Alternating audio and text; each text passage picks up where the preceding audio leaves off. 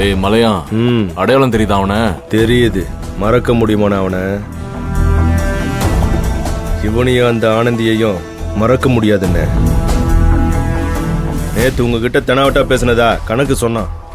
டேய் மலையா, எப்படியும் வெளியே போயிருவோங்கிற தைரியம்டா அவனுக்கு. எப்படி போவான் எங்க போவான்னு நமக்கு மட்டும்தானே தெரியும்.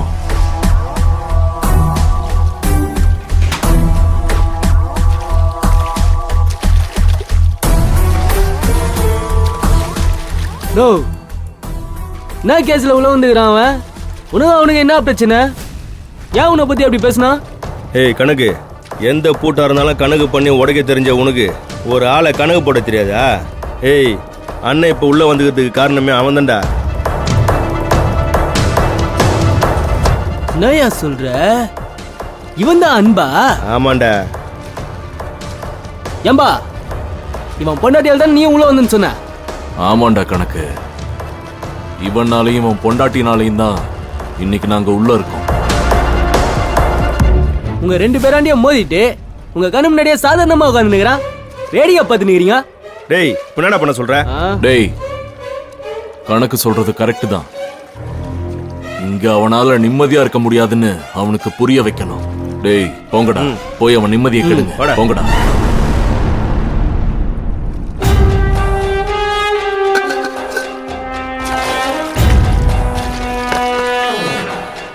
ஏய் தல்ற போடா. நம்பா இரு, இப்ப கவுனி.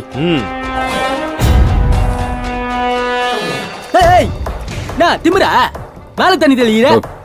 சாரிண்ணே, தண்ணி மேல பட்டுச்சா, கவனிக்கலண்ணே. என்னடா சாரி? மேல தண்ணி தெளிச்சு சாரி சொல்ற? அவ்வளவு பெரிய ஆளா நீ? டேய் கணக்கு, அவன் பெரிய ஆள் தான்டா.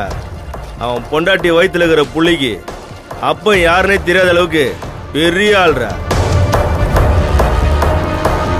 என்னடா பாக்குற? நான் யாருன்னு தெரியுதா? அவளை இந்த காட்டுல உயிரோட புதைச்சிட்டா. இவன் இங்கதான் இருக்கானா? வேணும்னே பிரச்சனை இருக்க பாக்குறான். அமைதியா இருப்போம். என்னையா சொல்ற? பொண்டாட்டி வயித்துல இருக்கிற புள்ளைக்கு அப்ப யாருன்னு தெரியாதா? ஆமாண்டா. அப்ப அவர் பொண்டாட்டிய வெட்டிட்டு தான் சார் ஜெயிலுக்கு வந்துக்கிறாரா? காரையா நீ? ரோசமாவது மண்ணாவது. யாரோ ஒருத்தன் கொடுத்த புள்ளிக்கு நான் தான் அப்பன்னு சொல்லிட்டு திரியறான்டா இவன்.